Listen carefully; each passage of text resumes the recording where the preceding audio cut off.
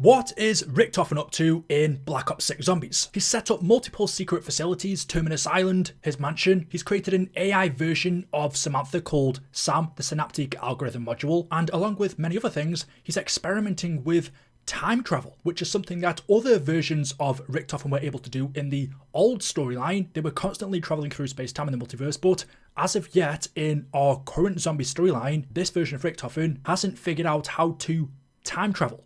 But why does he even want to do that? What is Richtofen's goal? The main theory that we've all come up with, which seems to be on the right track, is that he's trying to, in one way or another, bring his family, his wife and son, back from the dead. We saw in the Liberty Falls intro cutscene, he is having nightmares about what happened to them. They were killed by Samantha and Weaver in a house fire. That is one of the many reasons why Richtofen has done all of the things he has so far, why he imprisoned Weaver on Terminus Island and manipulated Samantha, as we saw in Black Ops Cold War, and got her into the situation she is right now. Is that Richtofen's ultimate goal then? Is it his only goal? Are we witnessing him going to any length to bring his wife and son back? Is that even possible? Well, there seems to be two ways in which he's tried to do it. One which he's failed at, and the other which he's still attempting. In Terminus, there is a document that you can find on the abandoned ship, which is from Richtofen to Modi, who was the lead scientist at Terminus Island. She was hired by Richtofen. He specifically placed her here to accomplish one mission above all else: to regrow a complete and functioning human body from a single DNA sample. However, Modi failed at this. He wrote to her saying why, despite all of the resources and test subjects he has provided for her, has she failed to deliver on this goal.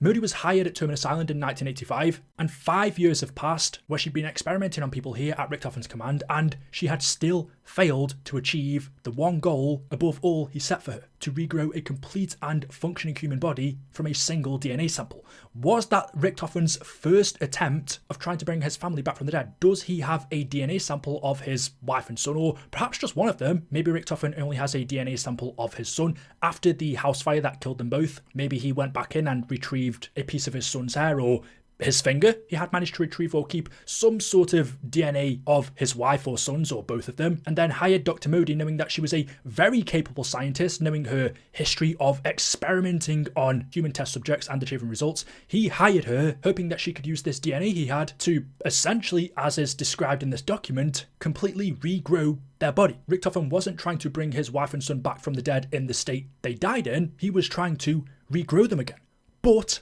failed. That was his first attempt, but he didn't give up, and it looks like what he's now trying to do is attempt to hunt down a relic called the Sentinel Artifact, which will allow him to manipulate Prim Materia, which is the very first matter to ever exist. And we can guess he's then going to try to use Prim Materia to manipulate matter to bring back his wife and son. Now, the interesting thing is, which some of you might not know, I didn't even know all of this until I started researching it, is Prim Materia, just like Ether, is a real-life concept. It's important to say concept because it doesn't actually exist, we know that now, but it was at one time a concept that was used in philosophy and alchemy. Let me just read you this. In alchemy and philosophy, Prim Materia, or the first matter, is the starting material for creating the Philosopher's Stone, which, if you don't know, was believed to have many magical properties, such as being able to amplify your knowledge, spiritual revitalizations. It could change metals like lead or mercury into gold or silver, and, more importantly, the Philosopher's Stone could be used to create an elixir that would grant immortality and make the drinker healthier and rejuvenated. It could be used to create the elixir of life. Prim Materia is the primitive, formless base of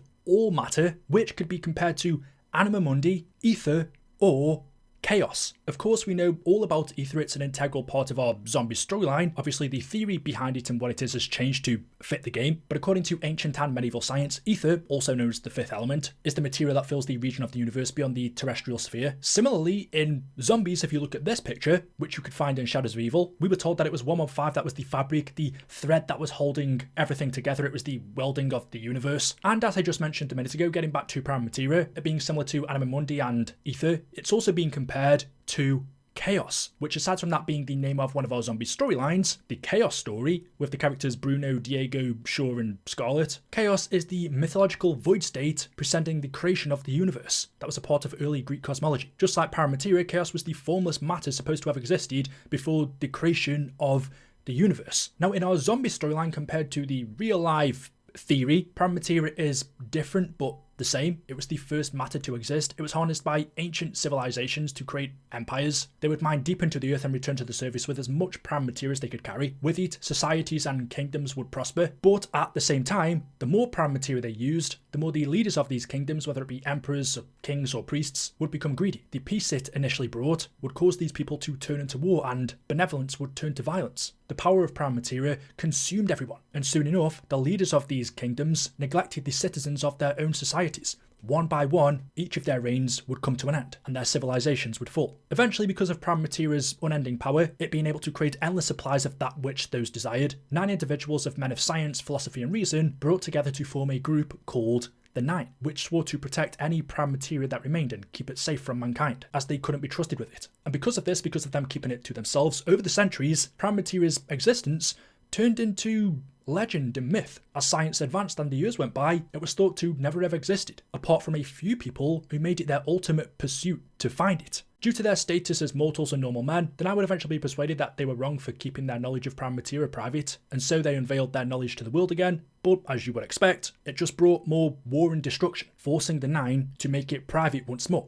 This time what they did is they decided to create various relics known as Sentinel artifacts, which upon activating, and you would need a key to activate them, would invoke trials to test your worthiness. These trials would allow the individuals inside of them to experience lengthy battles of worthiness, changing the environment around them and turning those not participating in the trial into zombies. However, once the trial was activated, those who activated it would be locked in either until completion or death. But once a trial was completed, the environment around you and the zombies would return to normal, whilst having no effect on time. Anyone who would manage to complete these trials provided by the Sentinel artifact would be deemed worthy enough to access pieces of prime materia's knowledge that the Nine wield. So in BO6 Zombies, Richtofen is searching for the Sentinel artifact. He believes it to exist. Dr. Strauss, on the other hand, being a man of science, doesn't believe it exists. Because its knowledge had been locked away by the Nine for so long, over time it just became myth and legend. Modern day scientists don't believe prime materia exists, but Richtofen does. We know it does. And he's on a pursuit to hunt down the Sentinel artifact to, I'm guessing, complete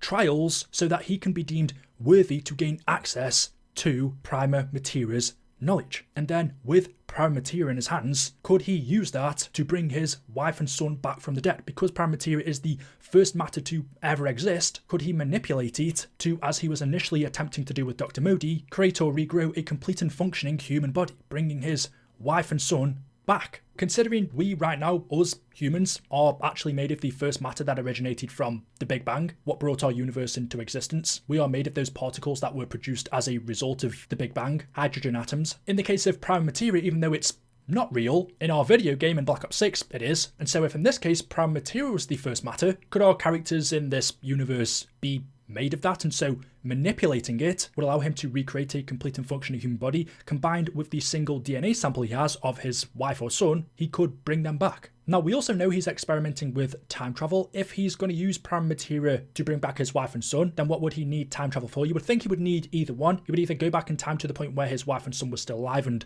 change those events, save them, which means he then wouldn't need the Sentinel artifact. Perhaps Richtofen failed at attempting to time travel. It was something he was experimenting with, one of the many ideas he had in his mind of how he could bring them back. But just like Modi, he failed at that. Maybe tracking down the Sentinel artifact to manipulate prime materia is his final and the only attempt he has left. Everything else, all of the easier options, have failed, so now he's resorting to something that he doesn't even know 100% exists. That's how desperate he is. We know from one of the radios we can find on Lift Force that Richtofen was obsessed with using Ethereum to try and disrupt space-time. And there is another part of the story which I'm confused about. You may have thought everything I've just gone over is super confusing. To me, that's pretty simple to understand. It seems pretty straightforward. That's what he's trying to do.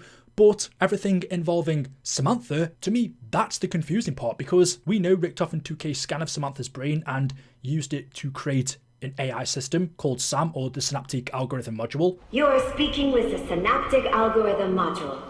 Call me Sam. Explain yourself. Why do you sound like Agent Maxis? She was my source code. The true Samantha Maxis sacrificed herself to save your world. So, what exactly did you mean when you said Maxis was your source code? The director based my programming on scans of her brain. He hoped to replicate her remarkable abilities. From what she tells us in Terminus, she said Richtofen programmed her on scans of Samantha's brain and he hoped to replicate her remarkable abilities. I'm trying to think what abilities Samantha has that Richtofen would want to replicate, which could potentially help him to bring back his family, or how that would even be implemented into an AI system in the first place. Samantha could fly, shoot Ethereum crystals from her hand, teleport objects, open rifts. There's probably a few other things I'm forgetting, but what role Sam has to play in all of this, I am unsure on. Besides from Richtofen wanting to get revenge for her killing his family, there is a lot more going on here. There is a reason why he scanned her brain and placed it inside of AI. There is a reason why we have Sam underneath Richtofen's mansion. And I believe from what a lot of comments I've been seeing, it isn't actually Samantha that's in here. This is the AI system. Meanwhile, the real Samantha Maxis, as the AI tells us, if she isn't lying, is still trapped in the dark ether. Richtofen was trying to extract information out of Sam, but again, for me, I still can't quite figure out how she would help him to get his family back, because I can't see any other reason why he's doing this. It's gone past the point of revenge. And of course, well, as for Richtofen, right now he is missing, presumably in the dark ether. It looks like he was taken by the real Samantha or some dark ether version of her in the Liberty Falls intro cutscene. So even though he should be out there looking for the Sentinel artifact, he's currently somewhere else. But yeah, to me, this is all super juicy. I'm guessing we will be getting more information in the next Zombies map. But yeah, there we go. Let me know your thoughts in the comment section below. As always, hopefully you've enjoyed the video. If you have, drop a like rating. Make sure you are subscribed to stay up to date with the latest content on the channel. Thank you all for watching, and I'll see you in the next video. Until then, goodbye.